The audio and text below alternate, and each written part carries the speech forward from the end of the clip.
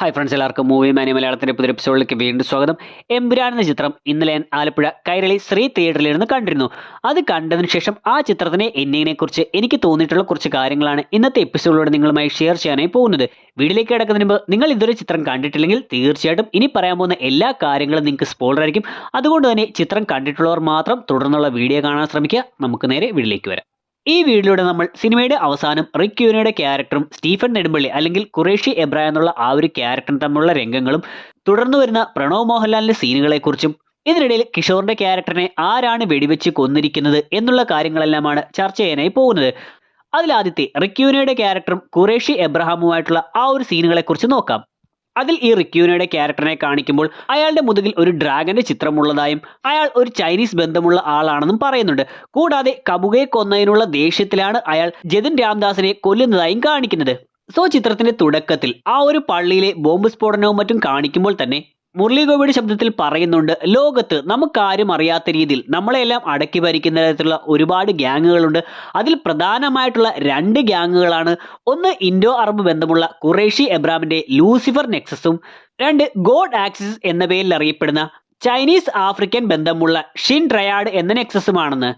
അതിലെ Chinese African ബന്ധമുള്ള ആ ഷിൻ ട്രയാഡ് എന്ന ഗ്യാങ്ങിലെ ആഫ്രിക്കൻ നേതാവായിരുന്നു കബുക.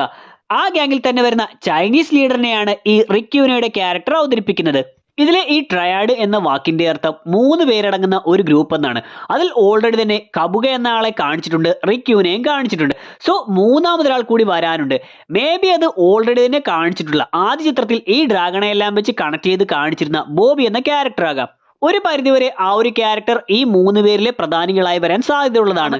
അതിൽ ഒന്നാമത്തെ ചിത്രത്തിൽ ഈ ഒരു ഗ്യാങ്ങിൽ ഒരാൾ മരിക്കുന്നു, രണ്ടാമത്തെ ചിത്രത്തിൽ കബുക മരിക്കുന്നു, ഇനി മൂന്നാമത്തെ ചിത്രത്തിൽ ഏറ്റവും ടോപ്പിൽ വന്നിരിക്കുന്ന റിക് യൂനയുടെ ക്യാരക്ടർ മരിക്കുന്നതായിട്ടായിരിക്കാം കാണിക്കാൻ പോകുന്നത്.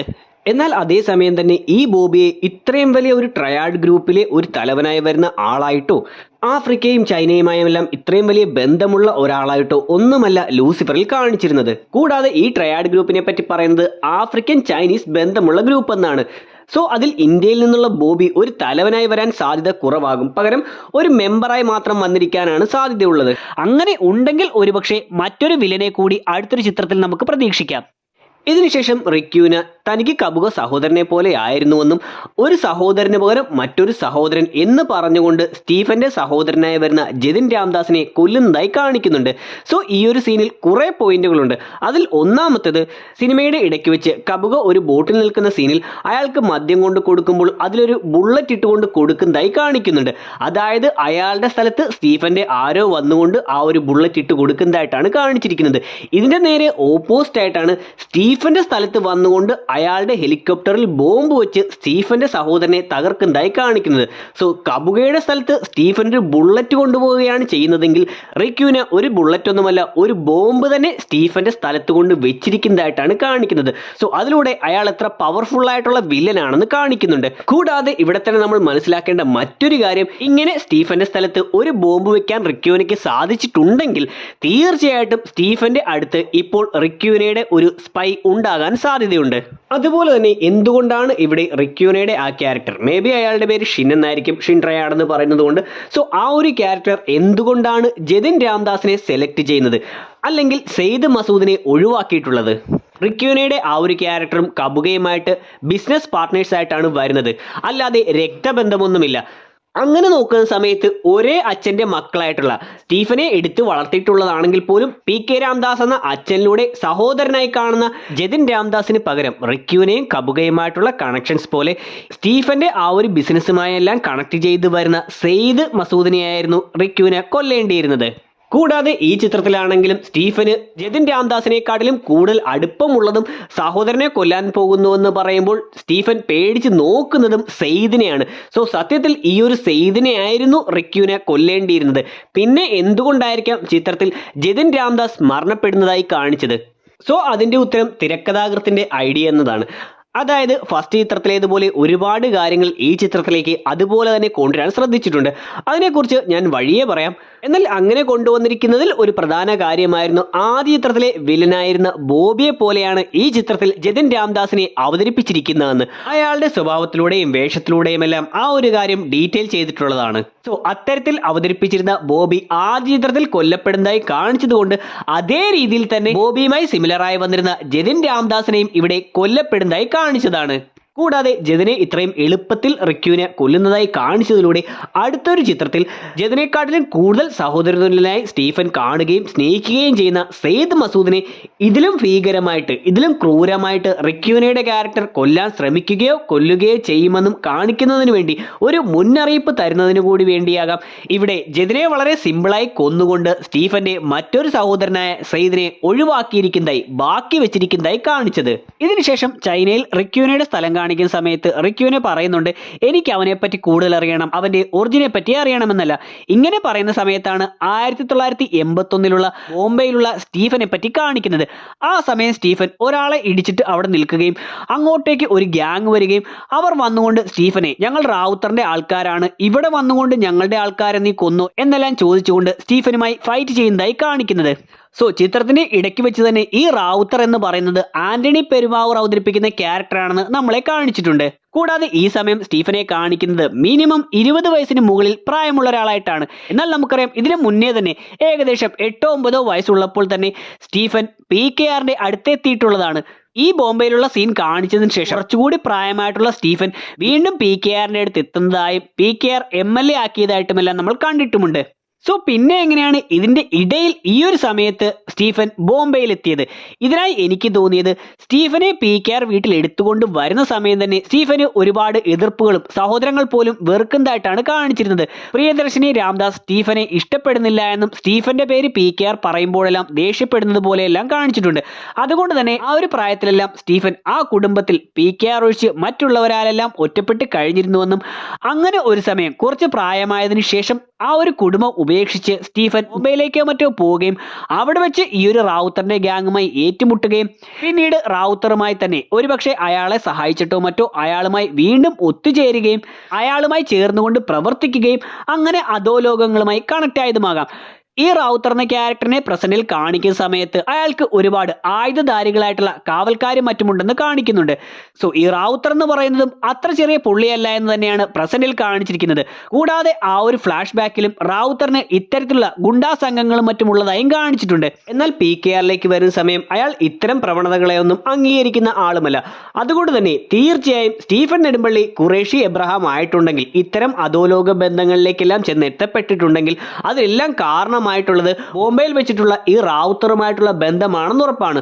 സോ തീർച്ചയായിട്ടും മൂന്നാമതൊരു ചിത്രം വരുമ്പോൾ സ്റ്റീഫൻ നെടുമ്പള്ളി എങ്ങനെ ഖുറേഷി എബ്രഹാമായി എന്ന് കാണിക്കുമ്പോൾ നമ്മൾ കാണാൻ സാധ്യതയുള്ളതും ഇത്തരം കാര്യങ്ങൾ തന്നെയാണ്. അങ്ങനെ റാവുത്തറുമായി ബന്ധപ്പെട്ട് സ്റ്റീഫൻ ഖുറേഷി എബ്രഹാം എല്ലാം ആയതിനു ശേഷമാകും PKR തിരിച്ചു വിളിക്കുന്നതും നാട്ടിലേക്ക് തിരിച്ചെത്തി ആ ഒരു MLA ആയി മാറുന്നതും.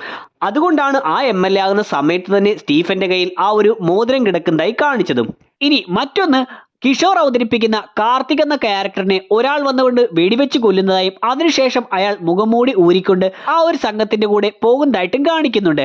ഈ ഒരു ക്യാരക്ടർ ആരാണ് എന്താണ് എന്നൊന്നും ചിത്രത്തിൽ വ്യക്തമാക്കിയിട്ടില്ലെന്നാണ് തിയേറ്ററിൽ വെച്ച് കണ്ടതിന്റെ ഓർമ്മ. OTT വന്നതിന് ശേഷം ഈ ഒരു ക്യാരക്ടറിനെ കുറിച്ച് കൂടുതലായി മനസ്സിലാക്കാൻ ശ്രമിക്കുന്നതായിരിക്കും. എന്നിരുന്നാലും ഈ ഒരു ക്യാരക്ടറിനെ അവതരിപ്പിച്ചിരിക്കുന്നത് ആന്റണി പെരുമ്പാവൂരിന്റെ യഥാർത്ഥ മകനാണെന്നാണ് അറിയാൻ സാധിക്കുന്നത്. സോ അങ്ങനെ നോക്കുന്ന സമയത്ത് ആന്റണി പെരുമ്പാവൂർ ഈ ചിത്രത്തിൽ തന്നെ റാവുത്തർ എന്നൊരു ക്യാരക്ടറിനെ അവതരിപ്പിച്ചിരിക്കുന്നത് കൊണ്ട് ആ ഒരു ക്യാരക്ടറിന്റെ മകനായിട്ടോ അല്ലെങ്കിൽ ആ ഒരു ക്യാരക്ടറുമായി കണക്ട് ചെയ്തുകൊണ്ട് സ്റ്റീഫനെ സഹായിക്കാനായി വന്നിട്ടുള്ള ഒരാളായിരിക്കാം. സ്റ്റീഫനും റാവുത്തറുമായി നല്ല ബന്ധമുള്ളത് കൊണ്ട് സ്റ്റീഫൻ പറഞ്ഞതനുസരിച്ചുകൊണ്ട് റാവുത്തർ ഒരാളെ അയക്കുകയും അയാൾ വന്നുകൊണ്ട് കാർത്തികിനെ കൊന്ന് തിരിച്ചു പോകുന്നതുമായിരിക്കാം. ഇതുകൂടാതെ മറ്റൊരു സാധ്യത കൂടിയുണ്ട്. അതായത് ഈ ചിത്രത്തിൽ ആദ്യ ചിത്രത്തിലേതുപോലെയുള്ള ഒരുപാട് സീനുകൾ, ഒരുപാട് കോൾ ബാക്സ് കൊണ്ടുവന്നിട്ടുണ്ട്. ലൂസിഫറിലേതുപോലെ തന്നെയുള്ള ഒരുപാട് സീനുകൾ, അവിടെ തന്നെ ഉപയോഗിച്ചിട്ടുള്ള ഒരുപാട് ഡയലോഗുകൾ എല്ലാം ഈ ചിത്രത്തിലേക്ക് റിപ്പീറ്റ് ചെയ്ത് കൊണ്ടുവന്നിട്ടുണ്ട്. അതുമായി കണക്ട് ചെയ്ത് നോക്കുമ്പോൾ തോന്നുന്നൊരു കാര്യം, ആദ്യ ചിത്രത്തിന്റെ ഏറ്റവും ഒടുവിൽ അലോഷി എന്ന ക്യാരക്ടറിനെ ബൈജു വെടിവെച്ച് കൊല്ലുന്ന ഒരു രംഗമുണ്ട്. ആ സമയം അലോഷി കൂടെ നിന്നുകൊണ്ട് സ്റ്റീഫനെ ചതിക്കുകയും ആ സമയം ഇതിന്റെ നേരെ ഓപ്പോസിറ്റ് ആയിട്ടുള്ള ടീമിൽ സ്റ്റീഫൻ നെടുമ്പള്ളി ബൈജുവിന്റെ ക്യാരക്ടറിനെ വെച്ചിരിക്കുകയും അയാൾ തിരിച്ചു വന്നുകൊണ്ട് അലോഷിയെ കൊല്ലുകയുമാണ്. സോ ഇങ്ങനെ കൂടെ നിന്ന് ചതിക്കുന്നവനെ തിരിച്ച് ചതിച്ച് കൊല്ലുന്ന ഒരു രംഗം ആദ്യ ചിത്രത്തിലുണ്ട്. അതുപോലെ തന്നെയാണ് ഈ ചിത്രത്തിന്റെ അവസാനവും ഈ ഒരു രംഗം കാണിച്ചിരിക്കുന്നത്. ഇവിടെ കാർത്തിക് എന്ന കിഷോറിന്റെ ക്യാരക്ടറും കൂടെ നിന്നുകൊണ്ട് ഒറ്റുന്ന ഒരാളാണ്. ഇവിടെ ഒറ്റുന്നത് സ്റ്റീഫൻ നെടുമ്പള്ളിയല്ല, പകരം ജതിൻ രാംദാസിനെയാണെന്ന് മാത്രം. ആദ്യമെല്ലാം അയാൾ ജതിൻ രാംദാസിന്റെ കൂടെയാണെന്നും അതോടൊപ്പം തന്നെ ബജ്രംഗി എന്ന് പറഞ്ഞ ആളുടെ കൂടെയാണെന്ന് കാണിക്കുകയും, എന്നാൽ ചിത്രം മുന്നോട്ട് പോകുന്നതിനനുസരിച്ച് ജതിൻ രാംദാസിനെ തന്നെ ചതിക്കുകയും ബജ്രംഗിയുടെ കൂടെ മാത്രമാണ് നിൽക്കുന്നതെന്നും കാണിച്ചിട്ടുണ്ട്. സോ അങ്ങനെ നോക്കുമ്പോൾ ആദ്യ ചിത്രത്തിൽ എതിർഭാഗത്തിന്റെ അകത്ത് ബൈജുവിന്റെ ക്യാരക്ടറിനെ സ്റ്റീഫൻ ഉൾപ്പെടുത്തിയതുപോലെ ഇങ്ങനെ കൂടെ നിന്നുകൊണ്ട് ചതിച്ചുകൊണ്ടിരിക്കുന്ന ആ ഒരു പാർട്ടിയുടെ അകത്ത് സ്റ്റീഫൻ ആരെങ്കിലും ഒളിച്ചു കയറ്റുകയും അയാൾ ആദ്യ ചിത്രത്തിലേതുപോലെ തന്നെ അവസാനം വന്നുകൊണ്ട് ഒറ്റുകാരനായിട്ടുള്ള ആളെ കൊല്ലുന്നതുമായിരിക്കാം.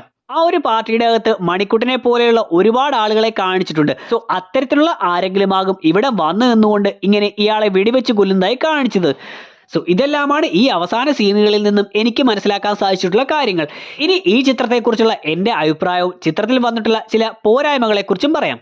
ഒരുപാട് പ്രതീക്ഷയോടെയാണ് ഈ ചിത്രം കണ്ടതെങ്കിലും ചിത്രം വെറുമൊരു തട്ടിക്കൂട്ടായിട്ടാണ് എനിക്ക് അനുഭവപ്പെട്ടത്. ഈ തട്ടിക്കൂട്ടെന്ന് പറയുന്നത് ചിത്രത്തിന്റെ ഡയറക്ഷനോ ചിത്രത്തിലെ BGMോ മേക്കിംഗ് സ്റ്റൈലോ ഒന്നും തന്നെയല്ല.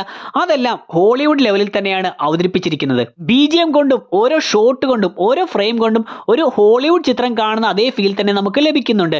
എന്നാൽ ചിത്രത്തിൽ വന്നിരിക്കുന്ന മെയിൻ പാളിച്ച ചിത്രത്തിന്റെ കഥ അല്ലെങ്കിൽ തിരക്കഥയാണ്. ആദ്യ ചിത്രവും തുടക്കമെല്ലാം കുറച്ച് സ്ലോ ആയിട്ട് തന്നെയാണ് പോകുന്നതെങ്കിലും അനാവശ്യമായ ഒരു സീനോ ഒരു ഷോട്ടോ ഒരു ഡയലോഗോ പോലും ആ ചിത്രത്തിൽ വന്നിട്ടില്ല എന്നാണ് എനിക്ക് തോന്നിയിട്ടുള്ളത്. എന്നാൽ ഈ ചിത്രത്തിലേക്ക് വരുന്ന സമയത്ത് മാസ് കാണിക്കാനും മാസ് പറയാനും വേണ്ടി പല രംഗങ്ങളും ഒപ്പിച്ചെടുത്തതുപോലെയെല്ലാമാണ് എനിക്ക് തോന്നിയിട്ടുള്ളത്. കൂടാതെ മറ്റൊരു വലിയ പോരായ്മയായി തോന്നിയത് ആദ്യ ചിത്രം സ്റ്റീഫൻ നെടുമ്പള്ളി എന്ന ക്യാരക്ടറിനെ നെടുന്തൂണായി നിർത്തിക്കൊണ്ടാണ് മറ്റുള്ള കഥാപാത്രങ്ങളും കഥയെല്ലാം അതിനെ ചുറ്റിപ്പറ്റി പോയിക്കൊണ്ടിരുന്നത്. എന്നാൽ ഈ ചിത്രത്തിലേക്ക് വരുന്ന സമയം ചിത്രത്തിന്റെ ആദ്യ ഒരു 20 മിനിറ്റ് അല്ലെങ്കിൽ ഒരു അരമണിക്കൂറും ചിത്രത്തിന്റെ ക്ലൈമാക്സിലെ പ്രധാന ഭാഗങ്ങളും സ്റ്റീഫന്റെ പിന്നാലെയല്ല, പകരം സെയ്ദ് മസൂദ് എന്ന ക്യാരക്ടറിനെ ചുറ്റിപ്പറ്റിയാണ് പോയിക്കൊണ്ടിരുന്നത്. സെയ്ദ് മസൂദിനെ നായകനാക്കിക്കൊണ്ട് സെയ്ദ് മസൂദിനെ സഹായിക്കാനായി സ്റ്റീഫൻ വരുന്നത് പോലെയെല്ലാമാണ് അവസാന രംഗങ്ങൾ കാണിച്ചത്. ആ രംഗങ്ങൾ കണ്ടപ്പോൾ സത്യത്തിൽ ഇവിടെയെല്ലാം പൃഥ്വിരാജാണോ നായകൻ, പൃഥ്വിരാജാണോ മെയിൻ എന്നുവരെ എനിക്ക് തോന്നിപ്പോയിട്ടുണ്ട്.